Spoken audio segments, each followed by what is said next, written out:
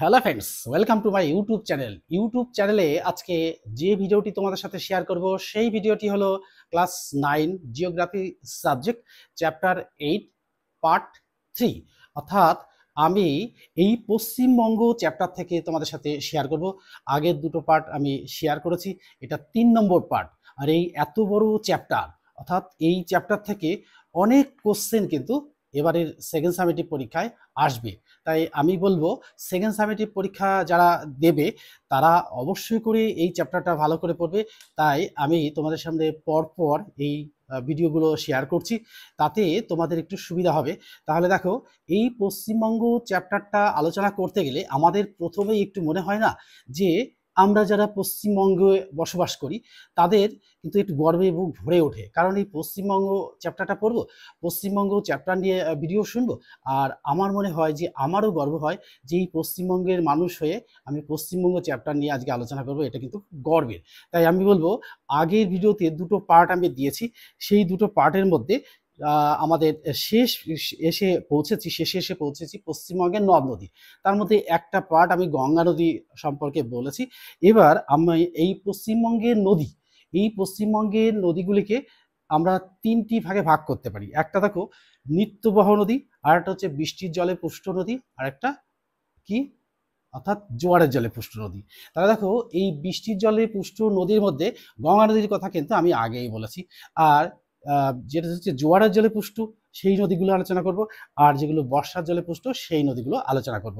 তাহলে এই নদীগুলো আলোচনা করার আগে আমি বলবো, যারা সেকেন্ড সামেটিভ পরীক্ষা দিচ্ছ তারা অবশ্য করেই কিন্তু এই চ্যাপ্টারটা বের করে একটু বসলেই ভালো হয়। আর আমি বলবো যে আমি এই সমরেন্দ্রনাথ মোদক, অর্থাৎ নবম শ্রেণী ভূগোল পরিচয় সমরেন্দ্রনাথ মোদক, এই বইটা কিন্তু ডিটেলস দেওয়া আছে। এই বইটা পড়লে বের করলে কিন্তু খুব সুবিধা হবে। কিন্তু তার সাথে সাথে আমি বলবো যে সব বই পড়া যাবে, সব বই পড়া যাবে। এই বইটা পড়তে হবে তার কোনো মানে নেই, কিন্তু আমার কাছে এই বইটা আছে। আমি বিভিন্ন রেফারেন্স থেকে কোশ্চেন এখান থেকে সংগ্রহ করেছি, আর এই বই থেকে যে কোশ্চেনগুলো আছে সেগুলো তোমাদের সাথে শেয়ার করছি। দেখো, এই উত্তরের পার্বত্য অঞ্চলের নদী, এই উত্তরের পার্বত্য অঞ্চলের নদী, পশ্চিমবঙ্গের উত্তর দিকে যে দুটো গুরুত্বপূর্ণ নদী আছে, এটা হচ্ছে তিস্তা আর মহানন্দা। এই তিস্তা আর মহানন্দা নদীর, দেখো, এই নদীর কিছু মানে গুরুত্ব আছে, অর্থাৎ বৈশিষ্ট্য আছে। এই নদীগুলো হিমালয় পর্বত থেকে উৎপন্ন, অর্থাৎ যে নদীগুলো হিমালয় পর্বত থেকে উৎপন্ন হয় তারা খরস্রোতা হয়। তাদের তিনটি গতি থাকে: উচ্চগতি, মধ্যগতি এবং নিম্নগতি। তাহলে উচ্চগতিতে নদীটা ক্ষয়কার্য হয়ে চলে আসে, আর মধ্যগতিতে বহন করে, আর নিম্নগতিতে এসে নদী তার সমতল ভূমি তৈরি করে সমুদ্রে পড়ার আগের মুহূর্তে। তা দেখো, এবার এই নদীগুলোর মধ্যে দেখো মহানন্দা, তিস্তা, তোর্ষা, জলঢাকা, এই নদীগুলো সবই হচ্ছে উত্তরবঙ্গের, অর্থাৎ পার্বত্য অঞ্চলের নদী। তো পার্বত্য অঞ্চলের নদীগুলিতে একটু অসুবিধা হয়, অর্থাৎ সেই নদীগুলো খরস্রোতা হয়, ফলে সেখানে কিন্তু নদীপথে যাতায়াত একটু কষ্টকরী হয়। 2 নম্বর হচ্ছে পশ্চিমের মালভূমি অঞ্চলের নদী, অর্থাৎ মালভূমি অঞ্চলের নদী। নদীগুলির মধ্যে আমরা দামোদর আর অজয়ের কথা বলবো। এই দামোদর নদী দেখো, অন্য সব সময়, অর্থাৎ শুখা মরশুমে, অর্থাৎ এই শুখা মরশুমে বা শুকনো মরশুমে কিন্তু নদীতে প্রায় জল থাকে না বললেই চলে। কিন্তু বর্ষা আসলে এই অজয় বা দামোদর এত ভয়ঙ্কর রূপ ধারণ করে যে যার কারণে এই এই দামোদর ও অজয় নদীর তীরবর্তী অঞ্চলে যে সমস্ত শহর বা নগর গড়ে উঠেছে সেগুলি সবই কিন্তু জলের তলায় প্লাবিত হয়, অর্থাৎ বন্যা কবলিত হয়ে যায়। সেই জন্য এখানে এই পশ্চিমবঙ্গ, অর্থাৎ দামোদর নদীকে পশ্চিমবঙ্গের দুঃখ বলা হয়। কেন না, পশ্চিমবঙ্গে দামোদর নদীর পলি দিয়েই কিন্তু আবার ফসল ফলছে, সারা বছর চলছে। আবার কি হচ্ছে, বর্ষাকাল আসলে এই দামোদর নদী ভয়ঙ্কর রূপের জন্য তাকে পশ্চিমবঙ্গের দুঃখ বলা হয়েছে। এবার দেখো, এই দামোদর নদীর দৈর্ঘ্য কিন্তু খুব যে একটা বেশি তা নয়, 315 কেবি, অর্থাৎ মালভূমি অঞ্চলের প্রধান নদী এটা। ঝাড়খণ্ডের পালামো জেলার খামারপাত পাহাড় থেকে উৎপন্ন হয়ে এসে সে কি করেছে, সে মোহনায় এসে দামোদর উপত্যকা গঠন করেছে।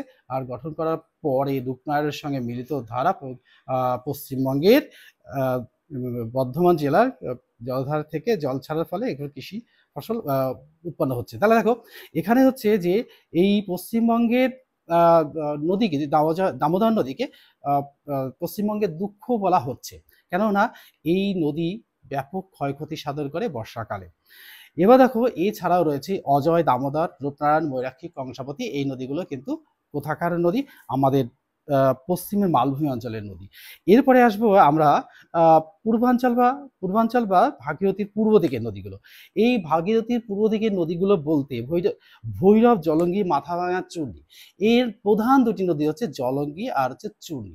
আমরা জলঙ্গি নদীকে খুব সহজেই দেখেছি আমরা গঙ্গা অর্থাৎ ভাগীরথীর সঙ্গে মিলিত হয়েছে, অর্থাৎ নবদ্বীপের মায়াপুরের কাছে অর্থাৎ স্বরূপগঞ্জ ঘাটের কাছেই এটি ভাগীরথীর সঙ্গে মিলিত হয়েছে। এই নদী মিলিত ধারা গিয়ে শেষে হুগলি নদীর নাম নিয়ে বঙ্গোপসাগরে পড়েছে। এবার এই চূর্ণী নদীটাও ওইরকম, অর্থাৎ পদ্মার মুখ থেকে বেরিয়ে এই নদীটা গিয়ে পড়েছে আবার সেই শান্তিপুর থেকে আরো ভেতর দিকে গিয়ে, হ্যাঁ, ওটা গিয়ে পড়েছে ভাগীরথীর সাথে মিশেছে।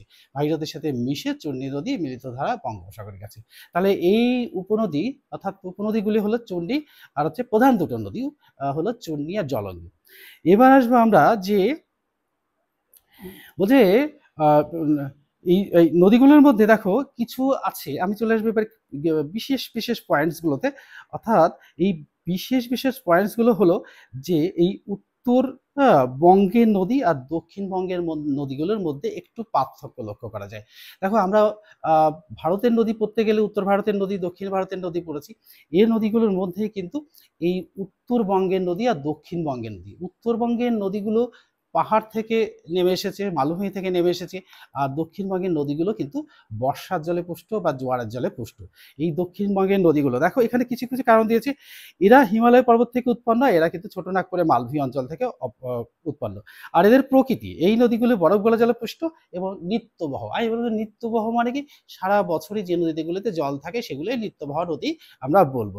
আর এই নদীগুলো কিন্তু বর্ষার জলে পুষ্ট আর বা বৃষ্টির জলে পুষ্ট। আর অনিত্যবহ নদী অর্থাৎ এই নদীগুলোতে সারা বছর জল থাকে না। তাই আমি বলছি যে এই অজয় দামোদর নদীগুলো এরা কিন্তু কি হয়, বর্ষা জলে পুষ্টি এবং বর্ষাকালে ভয়ঙ্কর রূপ ধারণ করে, আর অন্য সময় গেলে শুকনো নদী মনে হচ্ছে হেঁটে পার হওয়া যাবে, তো অজয় নদীতে হেঁটেই পার হওয়া যায়। তো তারপরে দেখো এই এর প্রভাবে দেখো উত্তরবঙ্গের নদীগুলির পার্বত্য সমভূমি অঞ্চলের উপর দিয়ে প্রবাহিত হয়। এরা পূর্ববাহিনী এবং পদ্মা বা যমুনাতে মিশেছে, আর এরা সবাই ভাগীরথী হুগলির সাথে মিশেছে, মিশে বঙ্গোপসাগরে পড়েছে। সব নদীগুলোই প্রধান নদী থেকেই উৎপন্ন হোক আর যেখান থেকেই হোক বা প্রধান নদীতে এসে পড়ুক, সব নদীগুলোই কিন্তু কি হবে, সমুদ্রে গিয়ে পড়তেই হবে তাকে, অর্থাৎ প্রধান নদীর সাথে মিলিত হয়ে সেই মিলিত ধারা সমুদ্রে গিয়ে প্রবাহিত হবে, তাহলে তো নদীর গুরুত্ব থাকবে না। আচ্ছা এবার দেখো এটা স্রোত, অর্থাৎ এই নদীগুলো উত্তরবঙ্গের নদীগুলো খরস্রোতা হয়, এখানে ব্যবসা বাণিজ্য করাটা একটু কষ্টকর হয়ে যায়। এছাড়া দক্ষিণবঙ্গের নদীগুলো কিন্তু চাষের পক্ষে খুবই গুরুত্ব লাভ করেছে। এবার আমি এখানে তিনটে পয়েন্টস করেছি, উত্তর ভারতের নদী, দক্ষিণ ভারতের নদী আর পশ্চিমবঙ্গের নদীগুলো বলেছি, আর জলের বহুমুখী ব্যবহার। এবার দেখো জল আমরা কি কাজে ব্যবহার করি, অর্থাৎ জলের বহুমুখী ব্যবহারগুলোর মধ্যে দেখো জলসম্পদ। আচ্ছা গেল জলসম্পদ। এখানে দেখো ভূপৃষ্ঠ জলের বহুমুখী ব্যবহার। এই যে জলসম্পদ, এই জলসম্পদ ব্যবহার কি কি কাজে করতে পারি আমরা, দেখো আমাদের নিত্য প্রয়োজনীয় জিনিস সেটা হচ্ছে জল। এই জলটাকে আমরা নিত্য প্রয়োজনীয় জিনিস হিসাবেই ব্যবহার করি। আমাদের সেই সকালে মুখ ধোয়া থেকে শুরু করে কিন্তু রাত্রে খাওয়া দাওয়া করে ঘুমোতে যাওয়া পর্যন্ত সব কাজে জল লাগে, রান্নার কাজ থেকে শুরু করে গৃহস্থলের নানা কাজে জল ব্যবহার করা হয়। এই জলসম্পদ ব্যবহার করে আরও একটা গুরুত্বপূর্ণ, এটা থেকে আমাদের পানীয় বা খাদ্য হিসাবে গেল, আবার দেখো গৃহপালিত পশুদের খাদ্য হিসাবেও অর্থাৎ পানীয় হিসাবে এবং তাদের স্নান করানোর জন্য কিন্তু ব্যবহার করা হয়। তৃতীয় নম্বর হচ্ছে কৃষিকাজে এই নদীগুলোর জল ব্যবহার করে কিন্তু অর্থাৎ জলসম্পদ ব্যবহার করে কৃষিকার্য সমৃদ্ধ করা হচ্ছে। এছাড়াও বিভিন্ন বাঁধ নির্মাণ করে সেখানে জলবিদ্যুৎ উৎপাদন করে আমাদের সমস্ত কাজের সংস্থানগুলোকে সঠিকভাবে পরিচালনা করা হচ্ছে।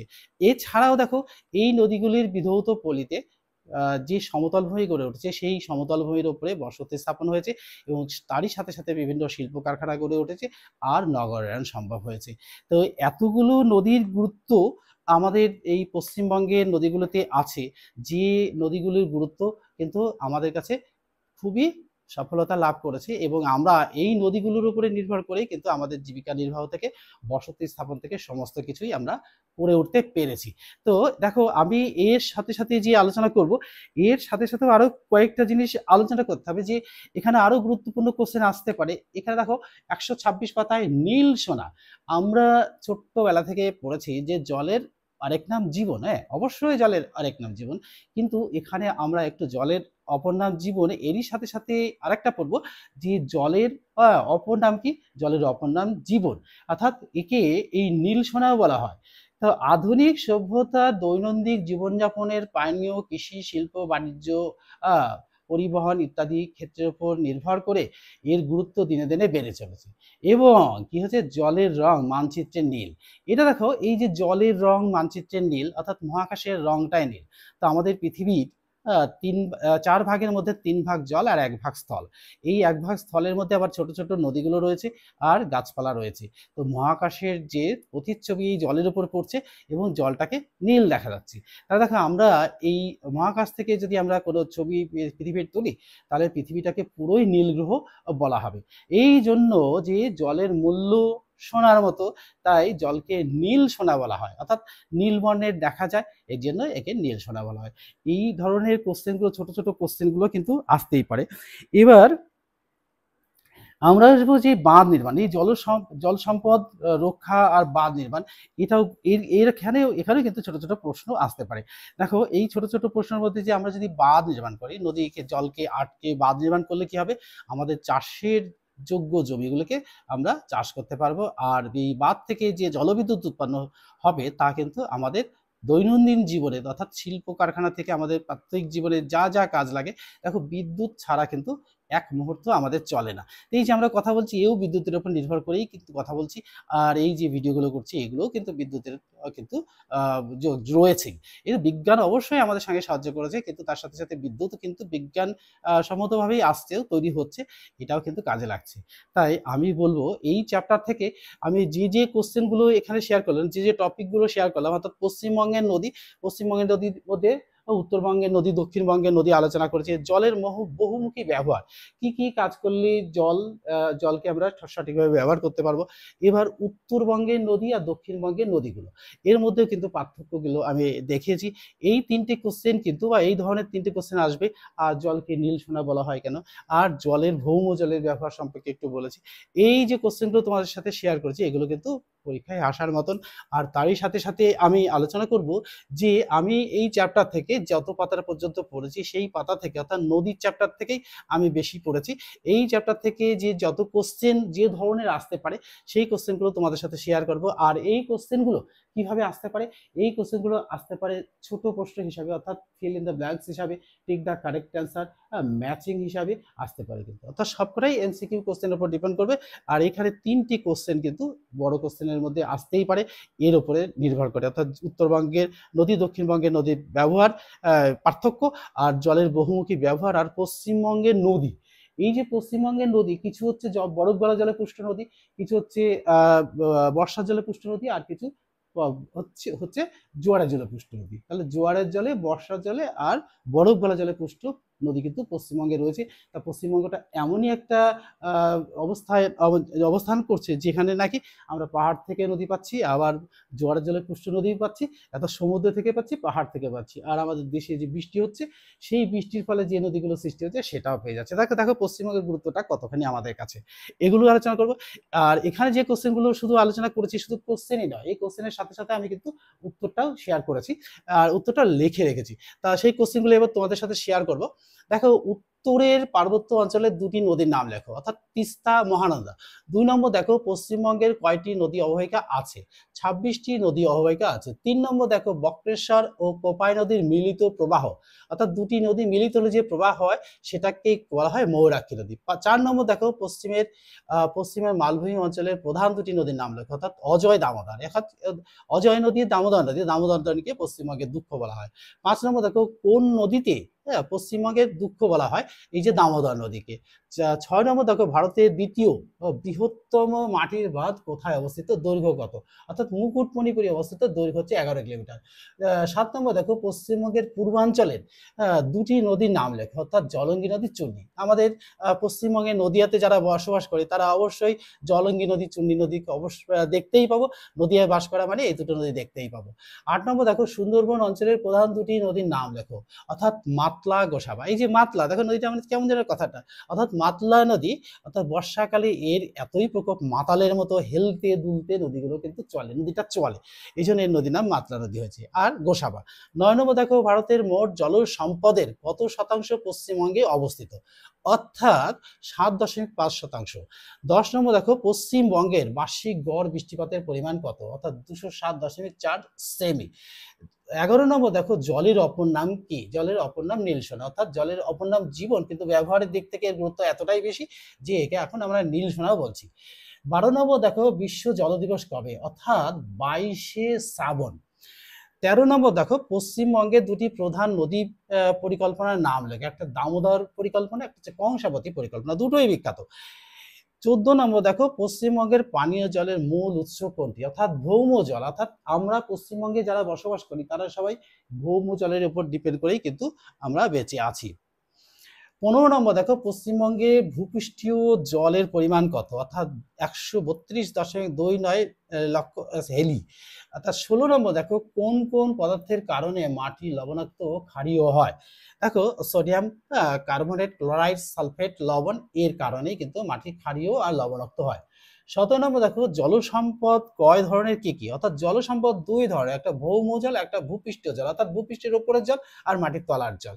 18 নম্বর দেখো পশ্চিমবঙ্গের ত্রাসের নদী কোনটি, অর্থাৎ তিস্তা নদীকে পশ্চিমবঙ্গের ত্রাসের নদী বলা হয়। 19 নম্বর দেখো তিস্তা নদীর দৈর্ঘ্য কত, বেশি নয় বলেছি, 315 কিমি, এটাই নদীটাই আমাদের ত্রাসের সৃষ্টি করে। 20 নম্বর দেখো কোথায় তিস্তা উইন্ডো রয়েছে, অর্থাৎ লাভার্স পয়েন্ট, এটা রয়েছে তিস্তা এটা লাভার্স পয়েন্টে রয়েছে। তাহলে এই কোশ্চেনগুলো কিন্তু সেকেন্ড সামেটিভ পরীক্ষায় আসার মতোই, এখান থেকে অনেক কোশ্চেন তোমরা পেয়ে যাবে, তাই এই কোশ্চেনগুলো তোমাদের সাথে শেয়ার করলাম।